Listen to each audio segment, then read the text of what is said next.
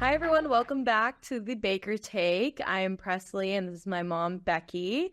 And we have a lot of interesting topics to get into today. Hi, Mom. Hi. What do we want to start with? Do you want to start with football? Yeah, well, since yesterday was Sunday, and we had a lot of Sunday football to watch, and the Cowboys just were so disappointing. I thought we could touch on that just very lightly. So bad. My So phone was blowing up. embarrassing. My phone was blowing up with texts. I had to finish a paper, so I wasn't watching the game, and my phone was blowing up. Lucky with texts you. Lucky you from were my watching. Not just my Dallas friends, but my friends here that know I'm a Cowboys fan. They're like, "This is a tough watch, man." Like, they're texting me that, and I'm like, "I know." Yeah. So the Cowboys look absolutely dreadful this year. I don't know what happened. And I hate to say it, but it seems like every time somebody gets a big fat paycheck, then all of a sudden they can't play. I mean, look what happened with Zeke before, Zeke Elliott. And now you look at, and it's happened to other players as well, of course. But Dak just got his big payday, and so did CeeDee Lamb. And they both played horrible. They acted like they didn't even know each other out on the field. Well, that's what my friend Jake called me, and he said the same thing. He goes, they hate each other or something because they can't seem to connect at all. No, they have no synergy at all. And the offensive line couldn't protect the quarterback. I mean, couldn't protect Dak at all. They were letting the Lions right through, and he got sacked. I lost count, honestly, on how many times he got sacked. I kind of tuned out at that point. Well, that's crazy. I mean, like, even if he played bad, he can't do anything if he's getting sacked. Well, he's getting exactly. rushed. He didn't have time, and he was throwing interceptions partly because he was playing horrible, and partly because he wasn't getting any protection. So, yeah, that's insane. Well, someone told me what did we score? 9 points, 3 field goals. Yeah, 3 field goals. Thank God for our kicker, because he's about the only thing that's good about the Cowboys right now. Your quarterback getting paid $60 million a year, right? Well, he's getting $3.5 million a game per game, and he made that last night, and he looked like crap for no touchdowns. Couldn't connect, and it was pitiful. And then Lions played amazing, and just really schooled us. It was 47-9 was the final score. But they did lose Aiden Hutchinson, which is one of their star players. Oh my God, that was scary. Yeah, he broke his leg, I think. Oh, yeah. I mean, clearly. Yeah. But you know what that reminded me of? I don't know if you remember, there was this game in, like, I don't think it was March Madness yet, but it was college basketball, probably 10 years ago. It's probably like 2014. And a guy got, like, he kind of slipped, but it didn't look like that bad. And then you watch the replay, and his leg, like, his calf just snapped in half. I do remember that. My phone came out. Oh my gosh. So scary. It was so hard to watch. Yeah. It's so hard to watch. Yeah. Well, Dak had that moment too. Remember, he had, it was his ankle, when his ankle gave out. That was pretty bad. That was hard to watch too. I mean, that was a couple seasons ago, but it was hard to watch. This one last night reminded me a lot of the one where, like, all the players were crying on the court. You remember that? Yes, I don't remember seeing that one, but I don't know either. I do remember that, but I don't remember what team. Yeah, I'm gonna have to look that up later. I can't remember what team it was, but that was, like, very scary. Yeah, that was scary. So, I mean, you saw it written all over the coach's face too when he was being taken off the field. Everybody's like, oh, because I mean that just hurts their season for sure. You don't know how much yet it's going to impact it, but it definitely will. That makes Cowboys 3-3, Lions 4-1, and and we're always breaking even. I know. It's really as much money that pours into that. I'm just like, it just kills me. How we always end up 8-8, and then we lose the first round of playoffs. Yes, yeah, always. I mean, it's like a given. Also, I did find out, I thought this was really interesting, talking about how much money players make on a different level, entertainment-wise. Carrie Underwood makes $1 million every Sunday for singing. I know, for singing that song. And so I texted that to my brothers last night and to my family, because we were texting during the game saying, oh my gosh, this is horrific. And I texted them that Carrie Underwood's making $1 million. And then one of my brothers said, well, she has nice legs. I know you can guess which one. I know she has good legs, but for that stupid song that she sings. And I was like, no, I actually like her and I like the song. And if Dak's getting $3.5 million to play like shit, I'm like, her singing for $1 million and singing pretty damn good is fine with me. Yeah, she has a great voice. She does. I saw her at Stagecoach 2 years ago and was so impressed. And I thought she was great. I heard she's really good live too. So yeah, she was awesome, and she's like got pipes, man. Like you can't even. It's like Demi Lovato. How Demi Lovato impressed me, and I was like, she can sing. Carrie Underwood can sing. You know what's funny though? She doesn't really have like rhythm to dance. I noticed that. Like she's one of those performers, singers that just stomps her feet. Yeah, they kind of move her. They move her. Yeah, she can't dance worth a flip, which is funny because I remember Whitney Houston couldn't dance either, and she had, oh my gosh, an unbelievable voice. No one cares. Yeah, exactly. But I just think that's kind of funny when you think of a entertainer of that level. You think they can do it all, and certainly they can't. But what she does is great, especially with country music too. I feel like think that they should have some semblance of rhythm because like country musicians really have to be able to be good live, right? But yeah, she's great live. But yeah, you're right. They definitely move her, and it's very creative choreography.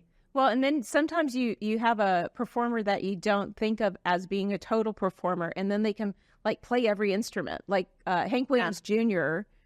I was shocked he could play like all these instruments. Or Justin Bieber and Prince. Prince was like that. We saw him in Vegas one time in a very small environment, and he moved from instrument to instrument around the stage, playing the drums and then the guitar and then the piano and then something. It was amazing. So, and you know who else was multi-talented like that, which I was really surprised? George from Seinfeld. What's his name? Oh yeah. Jason Alexander. Unbelievable. I think he hosted the Tonys one time. And I remember you told me that. Oh my gosh. The man can sing and dance and you would not have thought. And then Jean told me not too long ago that the whole cast of Seinfeld was like in awe of Jason Alexander because he was like the one who was professionally trained to be an actor. And they all kind of deferred to him on advice on certain things. And I just thought that was really interesting. It totally makes sense because I think George was the best written character. Yeah. Most nuanced character on the show for sure. But no, you know who's been impressing me like that recently is in a different way, but more in the Jason Alexander way, is Ariana Grande. Oh, for sure. Yeah. She is like such a theater. She's meant for theater. Yeah. I don't know if you saw, she's Glinda in Wicked, right? Right. But I saw a compilation of like her saying like talking about Wicked over the years and how that's like her. She grew up when she was little. She was on Broadway. I don't know if you knew that, Mom. Did you know that? I did hear that. Yeah. Before Victoria, and it makes sense. It totally makes sense. Yeah. But she talks about Wicked like it's the best thing in the world for years, and she's wanted to play Glinda since she was a little kid, and so she was so excited to audition for that part. And she started sobbing when she got the part. Dream come true. I know. And then did you see she hosted SNL? I did. Past week? Yeah. And her opening monologue was like a Broadway style. I bet John Mulaney wrote it. It sounded like that. It did sound like Mulaney for sure. I love him. Oh, I love him too. Yeah. But he's so funny. They could never make me hate him. As much as people hate him, they could never make me hate him. But she was great in SNL. So and you know who also just multi-talented just floors me. And I don't like her politics at all, but for an entertainer is Lady Gaga. Oh, you look at and I'll get into that in a second because we talked about that a couple days ago. Well, yeah, because you know why is because I saw her in the movie Joker with Jean. Yeah, right. And every Joker script is very dark. I mean, it's a dark character, so it has weird energy. It has weird energy. Yeah, we went ahead and saw it. Jean wanted to see it. I didn't really care that much, so I went ahead and saw it. But I love Joaquin Phoenix, so I'm like, okay, I like him and I like Lady Gaga. Let's go see it.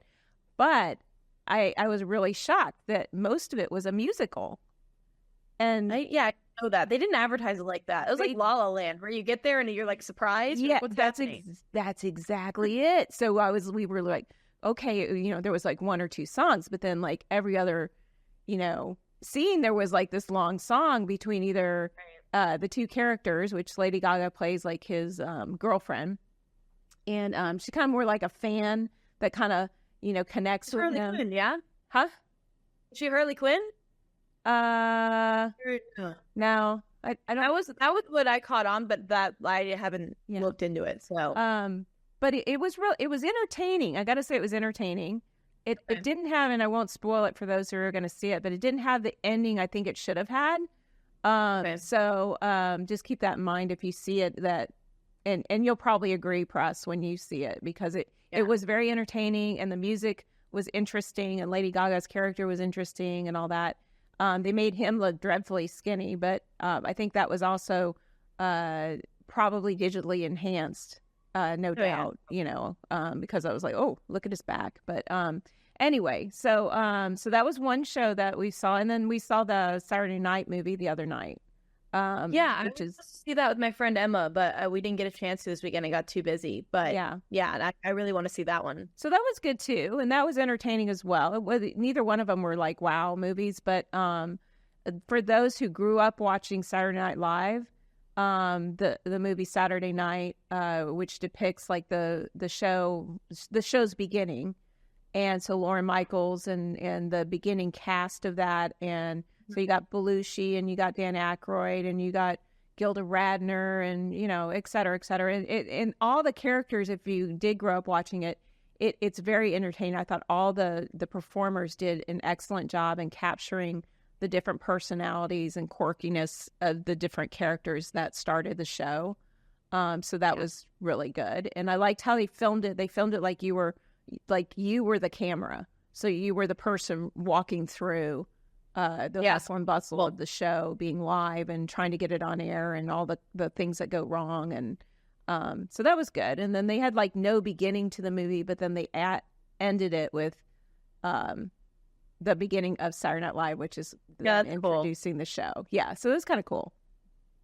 I like the actor that is playing Dan Aykroyd. Oh, he did a great job.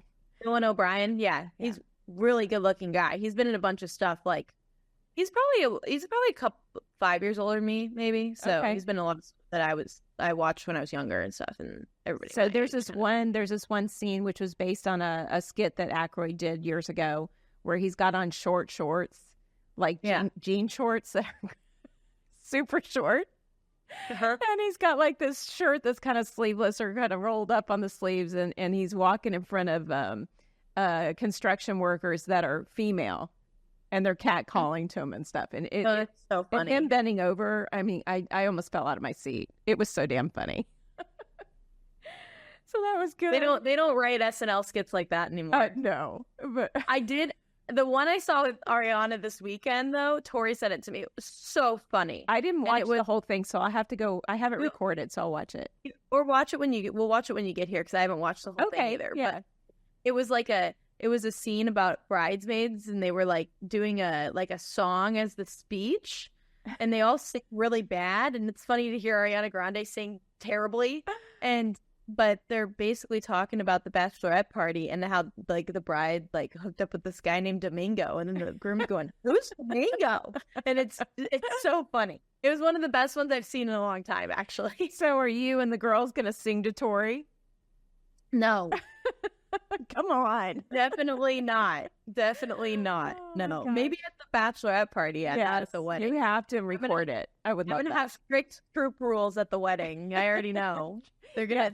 The troops will like come and tackle you from the side. Oh, I know. So it's gotta be nice and troop level tame, right? But for the extended family that I know and love, yes. Not for Pam and Tori. They would be fine with whatever I said. But right, yeah. But the other people would be in shock for sure. Yeah, we got to tone it down a little bit for that. But no, it's, I'm already in charge of making sure none of our degenerate friends start trying to make a speech. I do remember one of I know exactly what you're going to say. We shouldn't talk about that. One of the troops rehearsal dinners that we were invited to, and Oh my God, I almost went and stopped it. oh my gosh, one of the guys made that totally inappropriate speech and just kept going on, and everybody's like, oh, with their mouths open. There's grandparents there and relatives, and laughing. Oh my I God. was like, oh my God, the way I would have ripped one of the groomsmen's shirt and pulled him up there and go, stop that now. I almost yelled stop, and I'm not even part of the family, and I almost said, We were sitting next to each other at the rehearsal dinner, and we were going, oh my God, oh my God, oh my God.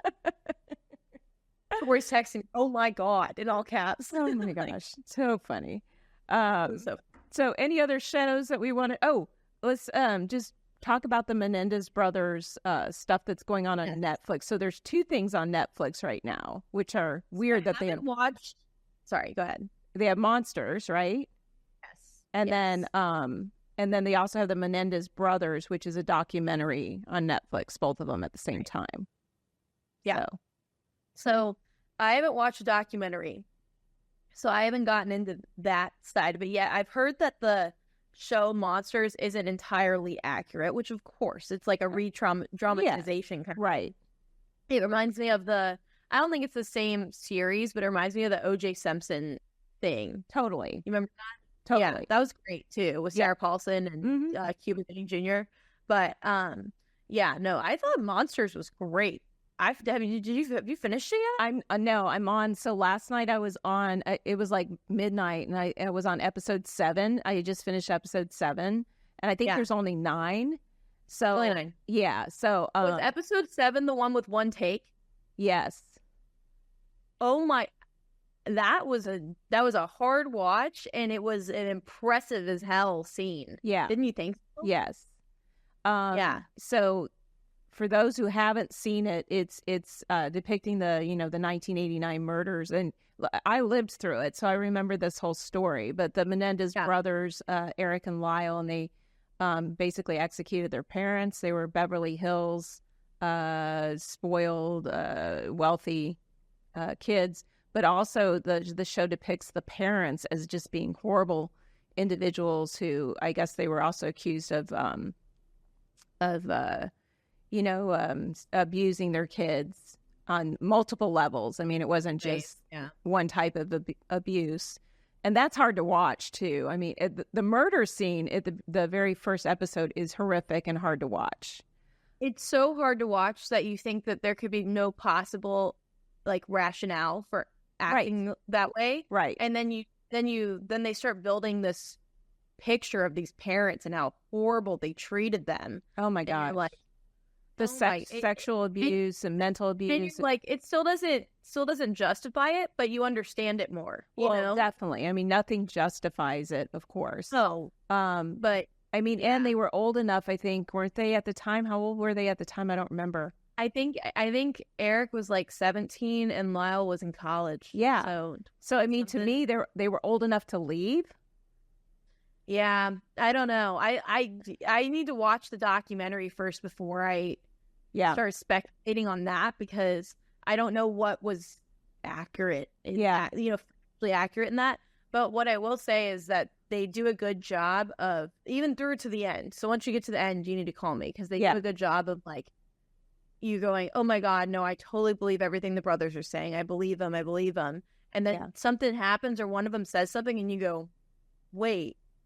Yeah. Are they telling the truth? Yeah, exactly. Where you kind of go, America did. And I think that's what their lawyers did, is they go, it was like a tinge of something where they're like, that didn't sound right. Well, even it was that, but also the spending spree that they went on, I think was also to their detriment, because they went out and they not only bought a few things, I mean, they got separate limos to take them around. They got, 4 Rolex watches. They bought a car. They bought all crazy spending money right away, and unnecessary things. Before they even knew if they had the inheritance. Right. I thought that was crazy. Right. It was too quickly. It's kind of like, when somebody's wife is killed and then they marry the nanny within 2 months later. 4 months later, 2 months later, 3 months later, 4 months later, whatever. And you're like, wait, women never do that. Women don't do that. That's only men. Yeah. Men. I bet there's women that do it too. I'm sure, but I bet it's more like an 80-20% situation. Probably so. I'm sure there's plenty of gold digger women out there that, you know, all of a sudden their I'm sure husband dies and then they you know, are on the hunt again. So anyway, what I was gonna say was, the scene where Eric is talking about his abuse and it's just him. Oh my God. And it's focused on him, and then it gets to like the end of his sentence, and that single teardrop streams down his cheek, and I was just like, "Oh my gosh, that was so good!" And they did it in one take, and I know. I think that was episode 6. Yeah, that was crazy, and I saw him in the actor interviewed about that, and he said they did like four or 5 takes or something like that. Oh my gosh, they shot the day and did like 4 takes. Yeah, but. Yeah, that was almost an award-winning. Oh, no doubt. I would be surprised if he doesn't win something for that scene. Well, I think both the actors did a fantastic job, like through the end. And I actually, the actors that played the parents did great too, because he hated them. Oh yeah, no, I thought they all did a really great job. I'm not done yet watching it, of course, so. I'll probably wrap that up maybe tonight or tomorrow late night after Gene goes to bed, you know, at 9:30, and he doesn't want to watch the murder show. So no, and he's also, you know, just kind of like, no matter what's on at that time, he's going to roll over and go to sleep, even if it's the end of a football game. He's like snoozing. Oh God. Yeah. Also, note, I don't know if you ever watched this, but he and I watched this. It sounds like we watched it a lot the last 2 weeks, but. We watched a movie the other night called Get 'Em to the Greek, which we had never even heard about. And it was with Jonah Hill, Russell Brand, Elizabeth Moss, and Sean Combs. Which it was hard to watch Sean Combs act after all the stuff that's gone on. And I'm sure you're aware of all that. So the latest, I guess, is that he... you know, first he had 12 civil lawsuits filed against him, and then, you know, he's in jail right now with federal charges for sex trafficking and racketeering. But an additional 120 lawsuits are were filed against him. Oh, he's going away forever. Like, there's no. I mean, clearly, you can't have 120 lawsuits and not have some truth to something. So yeah, well, how many bottles of oil were at his? I don't know. 1,000? I think it was 1,000. Maybe. I don't know the number on that, but I do know that his lawyer said that he bought them in bulk at Costco, which is still weird. Like, why? Yeah. And then Costco put out a statement saying they don't even sell baby oil. They don't sell it. And I'm like, Costco really, like, all the internet was all like, Costco's really saying, I'm not involved. I'm not involved. It's so funny because Sam's Club wasn't even part of that announcement or part of that claim. And it wasn't us either. They came out as well and said, no, we don't sell baby oil in bulk as well. So they're like, no, this guy's just freaky. That's no issue. And then a weirdo. Yeah. And then he had, I don't know how many. Are we going to talk about what I told you from my TikTok knowledge? Yeah. He had like 700 and something dildos found. Oh my gosh. That's and the guy that posted on TikTok trying to get AI to generate an image of that many of those so that you could understand the scale, and it refused to do it. Of course it did. And he was like, who needs, he goes, even if you're literally the most depraved person in the world, and who needs 700? Oh my gosh, that's so gross. I can't even think about that, honestly. So gross. So you know what he did instead? I gotta find the guy's TikTok now to credit him, but he typed out 700 and I think it was 38 eggplant emojis on the screen so that you could understand the scale. Well, what did he call his little sex parties? Freak-ons?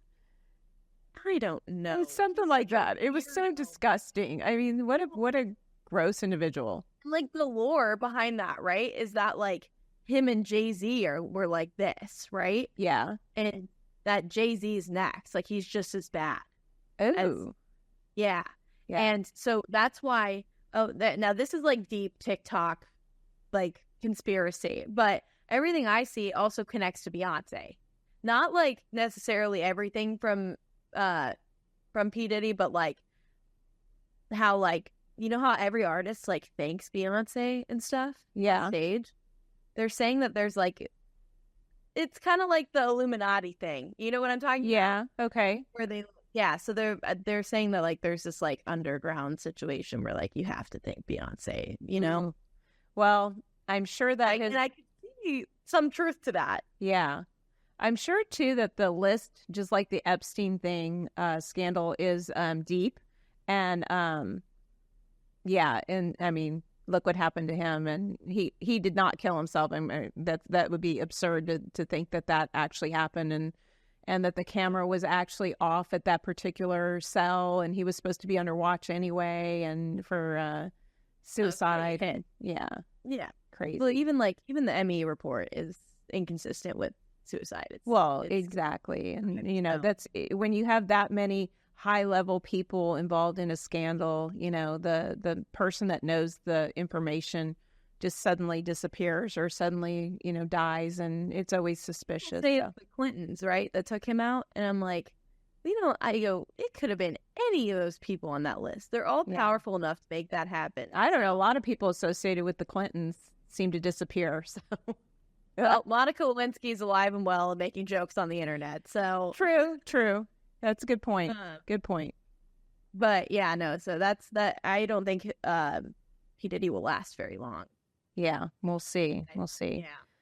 Yeah. So moving on, wanted to talk about the hurricanes. I'm sure you saw all of that from New York. All that was going on the southeast.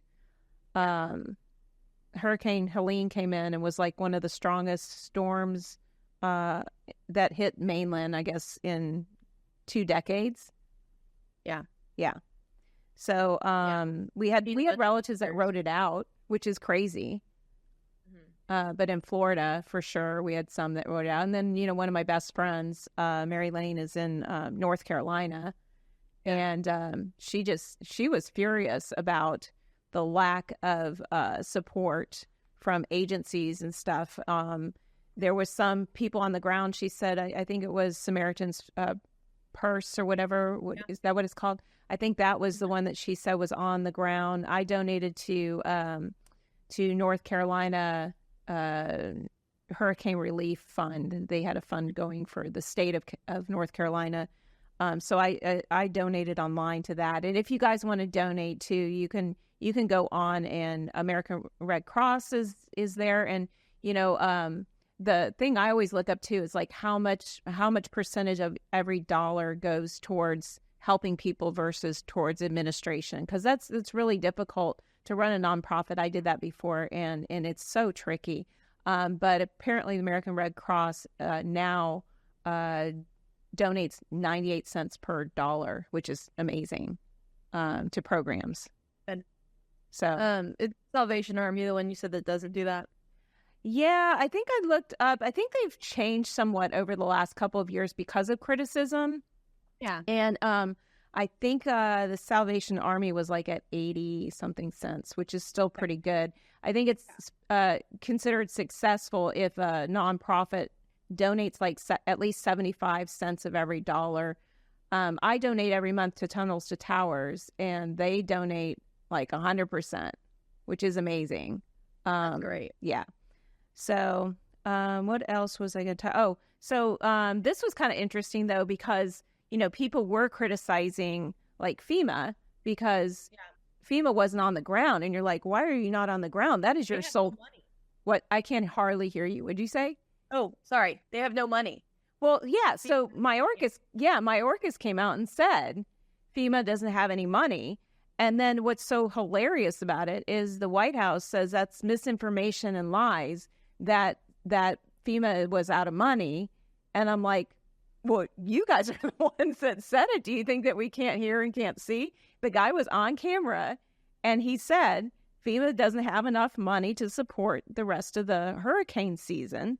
And then all of a sudden, magically, after all the criticism, and they walked it back, you know, he came out then and said, well, we didn't have enough funding, but now we do, and we are meeting with the immediate needs with money that we have, which he reported on Wednesday. He kind of backtracked a little bit. And then a Kamala Harris came out initially and said, every family is going to get $750. And then the White House came out and said that was a lie and misinformation that the Republicans are spinning and that Trump's campaign is saying. And I'm like, there again, I've seen video of her saying that. And so I'm like, right. That kills me when they do that.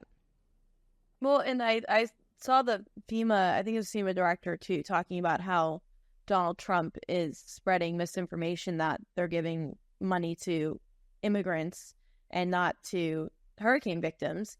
And I'm like, it's not misinformation when you're saying that FEMA has no money, yet FEMA has given money to help immigrants. Like that's not misinformation. That it might be a different authorization they got, right? So it's not necessarily taking it right out of the hands of the hurricane victims, but if they have no money and they were previously giving money to immigrants, then that's not misinformation. No, you're right. You're right. I don't know. I can't remember the girl's name, but there's a black girl that was on, and I think it was TikTok. I'll have to look back on that, maybe play a little clip of it. But she really roasted them. She's like, do you think we're idiots? We saw and we heard with our own ears. And then she actually shows the video of Kamala Harris saying the $750. And then she shows a video, I think, of Mayorkas too, saying we're out of money. And so, I mean, didn't they send a ton of money to Lebanon like within the same time? $157 million or something. Million. I think it was $157 million that they. No, that seems low. Maybe it was billion. I don't know. I gotta look that up. I'll look that up. But so they just sent a ton of money over to Lebanon. Yeah, no, that's crazy because. Well, what it reminds me of is John Kennedy, which I think we've talked about before, where he said, why are we sending money to countries that hate us? They should be able to hate us for free. Exactly. Well, and why are we taking care of other people? Why are we sending that much money to Lebanon and that much money to Ukraine and everywhere else and not taking care of the people that are here? Not having... Oh, you're right. 157 million. Okay. Yeah, I thought that's what I read. But yeah, that's a lot of money. And you think about how much an impact that would make to the lives of Americans, of veterans, or the people right now in the Southeast, that obviously need more than $750. Now they could have said the $750 was an initial amount to get them by while they meet their immediate needs, which would kind of make more sense. And maybe that's what they meant. I don't know, because they didn't say that. But now they're saying that's a PR problem then, if that's what. Absolutely. But I think that's the PR problem is a general problem that administration has anyway. They've had it since the get-go. Totally. Yeah. So let's see. So while this was all going on too, while the hurricanes were, slamming the South, Kamala Harris was on a media tour, and a lot of it was West Coast, and she was, on 60 Minutes and The View and a podcast called Her Daddy, which I had never heard of, but I guess it's got 2 million followers. So, never heard of Call Her Daddy? Huh? You've never heard of Call Her Daddy? No. Oh, that's like probably the biggest podcast, one of the biggest podcasts for like my generation. No, definitely. That's what I read. So, yeah. And it actually started, so the girl that started it, Alex Cooper, and one other girl started it, but Barstool picked it up. Right. Early stages. And Dave Portnoy found her and was like, she's going to be a star kind of thing. Mm-hmm. And they picked up the podcast, and then she ended up getting, I think, a deal with Spotify after. $60 million. Yeah. So she moved from Barstool to Spotify, and then now I think it's SiriusXM that has her in a contract. But she is there was a lot of criticism about her being on that show. And what I have to say about that is that Trump let Dave Portnoy come to the White House and interview him. I don't understand how that's different. It's not, and it doesn't, honestly, as much as I dislike Harris, it does not bother me that she was on that podcast. No, because you got to cater to the younger audience too. And what I will say about Alice Cooper is it did start out as a sex-focused podcast. It did. But that was years ago. And she's really reframed herself as more of not a hard-hitting interviewer. That's not the right, like, phrasing. But, like, as more of a, like, professional interviewer. Yeah. And so they said it made sense to me. They said that she's kind of transitioned it to where, like, she talks about other women issues and totally activism and other things. So I said that they asked about that on the radio last week, Mom, and they were like, well, she was on the sex podcast. And I'm like, I wouldn't call it that kind of thing. Yeah. And I'm like, it definitely, and when you distill it down to like something it's just about sex kind of thing, I think that makes it sound more misogynistic, you know? It definitely does. Where she talks more now too about like I know mental health and women's rights, and I mean it's definitely broader than it started off to be. Yeah. What I will say is she should not have been on that show at that time. She should have been in North Carolina figuring out the situation. Absolutely. So that was kind of my point, was like she went ahead with her. There again, that's a PR publicist kind of thing where you go, okay, the perception is this. So you should really, let's take a break from that, come back to it and take the break and go to the hurricane areas and show that you care. And instead it was like she was on The View getting a love fest, and she was, on 60 Minutes. And I don't know if you saw the 60 Minutes interview. I used to love 60 Minutes, but I saw some of it, but that was before there was the whole issue about it being edited or not. Yeah. So she totally said something completely different and answered one of the, now I thought the interviewer did a great job, and I agree. He asked her some difficult questions. So that was good, and then he circled back and said, no, what I'm asking you is, which I love, because she didn't answer the question. I love when they do that. But the problem is that they aired one of the answers early, like on like a teaser kind of thing, and on social media. And then when they actually aired the full interview, her response to that question was completely different. It wasn't like they took it and pared it down in editing and you still got the content of it, the message. It was changed it. They completely changed the answer.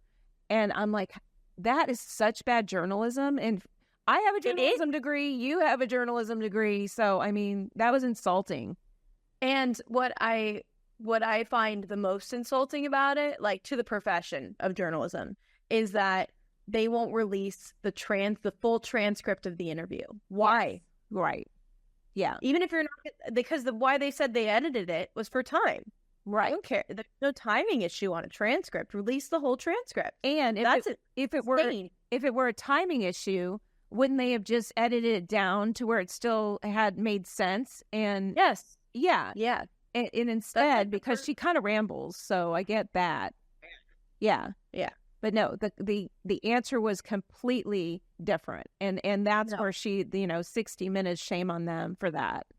Well, and I was listening to the New York Times podcast on, I think from last Thursday, and they had like a panel of political analysts on to talk about the upcoming election and stuff. And they were talking about Kamala Harris doing different interviews, like you said, The View and a couple different podcasts and stuff. And there was somebody about my age on there, and African-American man, like is in the Gen Z demographic.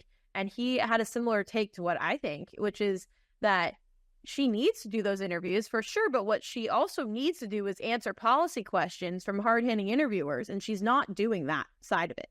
Right. And they kind of made a joke almost, and they're pretty, like, I love that podcast. It's definitely more leaning left, but I think the information's great. But they kind of made a joke about how they're like, well, Kamala wasn't on our podcast. I'm like, why wasn't she? Yeah. Why was she on all these other podcasts? Go on the New York Times podcast. Yeah. The Daily. It's every morning. It's one of the biggest podcasts in the nation. And I'm like, I don't understand that at all. Why? No. Like, there's no balance. And it's because you're right. She can't answer the questions. Well, she doesn't want to. Let me read to you, because I think this is really interesting. Let me read to you the question that he asked her was at one point it said Whitaker observed that it appeared Israel's Prime Minister Benjamin Netanyahu did not appear to be listening to administration's suggestions. And then her response was, well, Bill, the work that we have done has resulted in a number of movements in that region by Israel that were very much prompted by or a result of many things, including our advocacy for what needs to happen in the region, which is such a... What the hell does that mean? Well, that's such a typical Harris response, because what the hell does that mean? Okay. You know? And then you go to what they actually put on the air on 60 Minutes on a special interview on Monday. This was how it answered. Her answer was, we're not going to stop pursuing what is necessary for the United States to be clear about where we stand on the needs for this war to end. That's the bad media training. That's two separate answers to that question about Benjamin Netanyahu and the war in Israel, and they're completely different. And they made the mistake of airing one and then changing it and then airing the other. Okay, so it looks like we lost Presley. We had some really funky audio going on that we can't figure out right at the moment, but we're near the end anyway.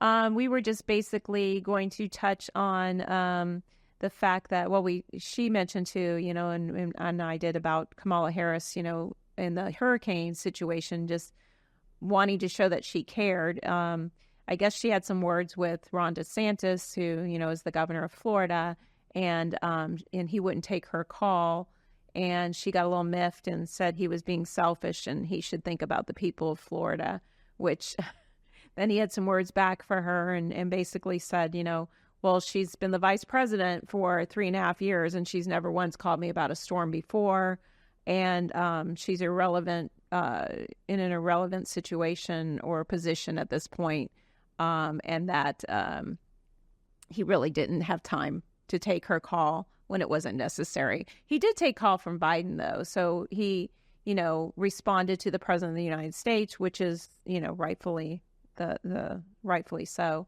But yeah, so she got her little feathers ruffled, and then he, kind of responded in a way that kind of put her in her place, I think. And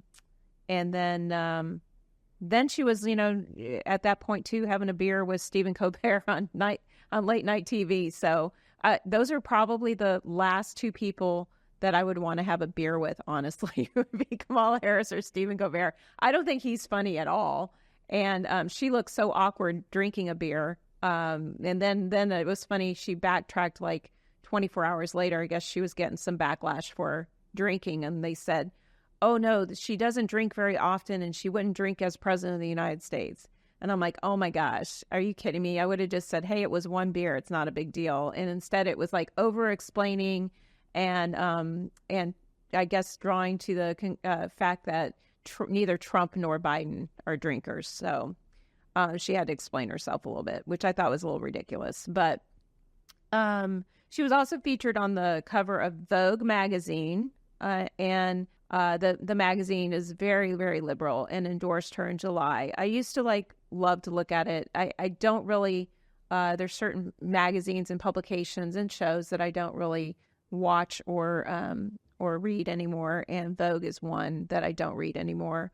I used to look at it, like I said, for fashion. But then when they didn't feature Melania Trump because of her political views, she's a supermodel too, by the way, former supermodel, and just a beautiful, not only beautiful woman, but she has such a great eye for fashion and beautiful clothing and very graceful.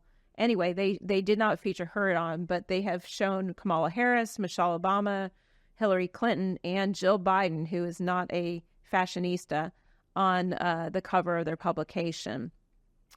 So, I mean, her Melania's memoir came out as well this last week, and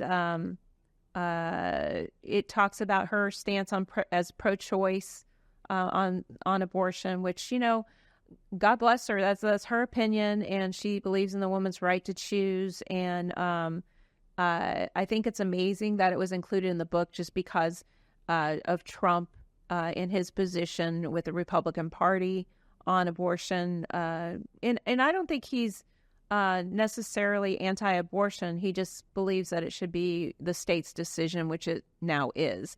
And you know, the Democrats keep bringing up this pro-abortion, national pro-abortion ban that supposedly Trump's going to institute within his first couple of days in office. It's totally ludicrous. He's not going to do that, nor does he have the power to do it because it's now in the state's hands. So that's not going to happen. They can keep talking about it. And, you know, like other things, it's just not going to happen. So I guess that's pretty much it. On a couple lighter notes and away from politics, I did go to the state fair, and I did win this giant corn dog to bring Presley, and she always won the biggest prize at the fair. So they did say if I kept going in the dart throwing, it's no longer darts, by the way. It's like these little hacky sacks that you throw the balloons to try to break them, which I was successful, surprisingly. But yeah, they said if I kept going, I could win a bigger corn dog, which I didn't want to haul home. So, but it would have been more in tune with what Presley used to win by hitting the 3-point shots and those little tiny, you know, rims that are too small and way, way, way up high. She always seemed to hit those and get the biggest stuffed animal to bring home or stuffed thing. So I'm going to bring her a corn dog when I go visit her on Wednesday in Syracuse. And so I'm heading to New York. And then the last thing I just wanted to mention, I don't know who all saw this, but SpaceX did some really cool stuff as usual. And they had a Starship rocket booster successfully returned to the launch tower arms, which it was really cool to watch. So if you can just Google this and bring up the video on it, it's amazing. And you know how amazing it is when astronauts' mouths are open. Like they showed these former astronauts and current astronauts, and they're all like, they're floored. So it's a really cool thing, and it happened, you know, right when the sun was rising, and it was just really something to see. So anyway, check that out, and we will get back to you again with our next podcast in 2 weeks. In the meantime, you can find the Baker Take on Spotify, Apple Podcasts, and a number of other podcasts. And if you want to watch the video, which I think is always entertaining, you can tune into it on YouTube. So for now, this has been the Baker Take. Thanks for joining us.